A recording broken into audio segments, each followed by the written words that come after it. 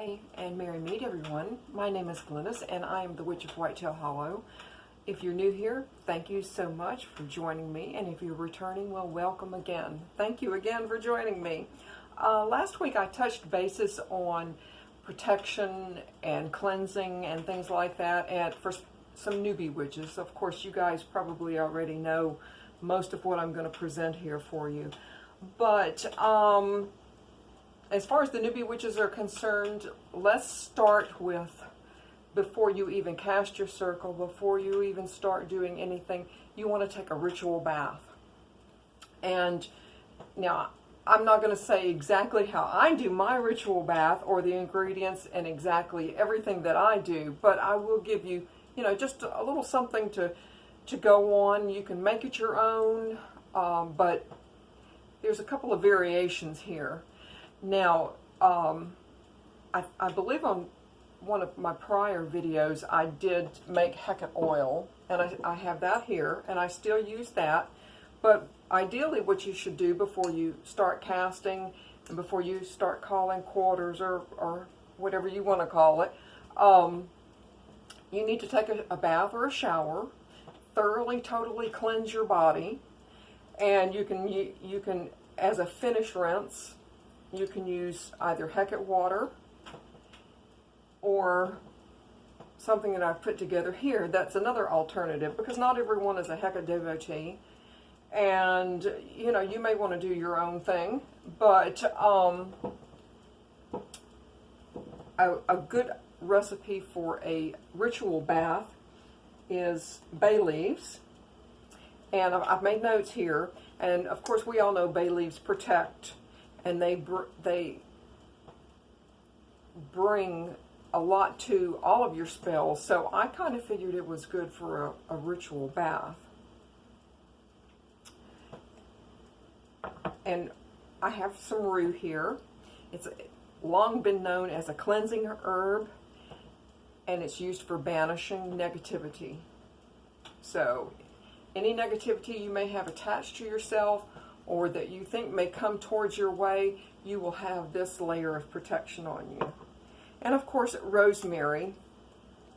We all know about rosemary. It's a great protectant, and if you have dried, that's great. 1 teaspoon of each dried, or a couple, probably 3 bay leaves. Well, let's go the 3 route. And if you have fresh herbs, that's 2 teaspoons of each fresh herb. Just put that in a pot of water, boil it down a little bit, let it cool off, and use that instead of like Hecate water, like I've given a recipe for that before, and use that as from head to toe, and just give yourself a cleanse. And if you can at all help it, don't dry yourself with a towel, just air dry if you can, and then start to work in your circle.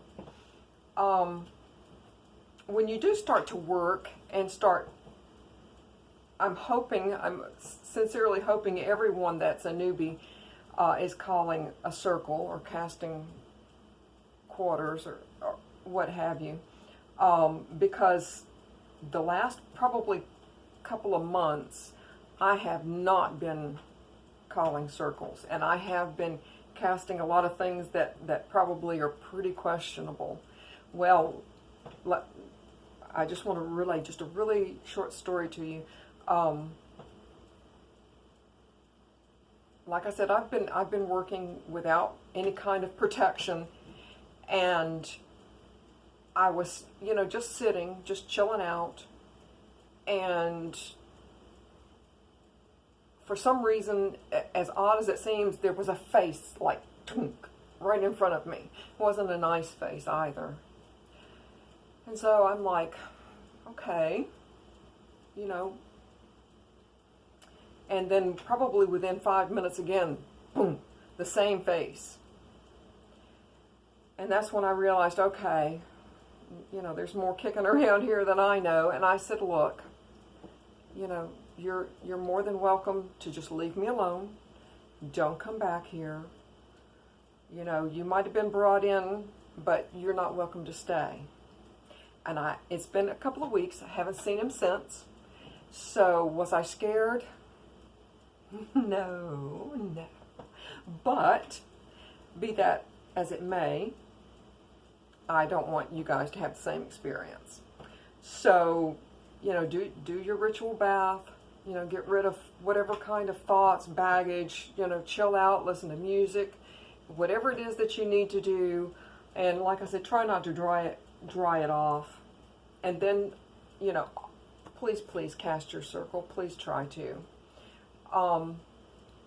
But when I start to do that, I, of course, cleanse my area. Now, a great cleanser, of course, is sage. I have a sage stick here that I use. Or you can use some holy wood that I have here as well.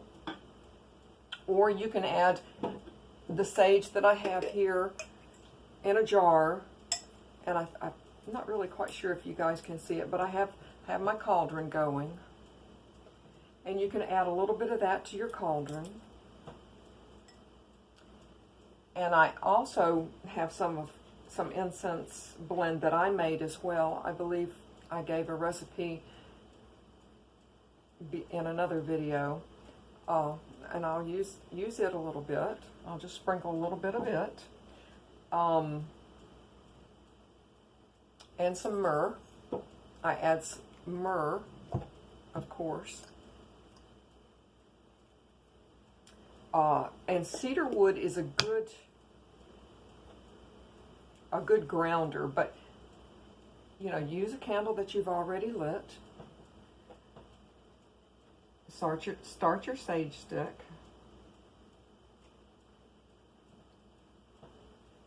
Just give it a good go. This is from a friend of mine. You know, and let them know anyone or anything cannot come into my sacred space that is going to hurt or harm me or my loved ones in any way, shape, or form. You are not welcome. You cannot come, and you are banned from this space. Plain and simple. And they can't. They just simply can't. I also use cedar. I have some dried cedar here, or you can use cedarwood oil, and I actually use it, and I'll burn it too. And some juniper berries. Again, I'll throw that right in the cauldron as well, because it's a good grounding agent. You know, once you cleanse with your sage and you put your vibration in it by either words or actions and saying, you know, you can't be here, it's just not going to happen. Stay away. You're welcome to be here, but only if you're not going to hurt me or hurt my family or bring any harm to me. When that face appeared to me, I didn't feel like I was under any kind of harm. I think it was more of a surprise. Now, there are a few kicking around here that I'm not necessarily surprised about. I do, and I can actually see them. But again, they don't scare me, and it doesn't worry me, because they came to me originally, and then I invited them in.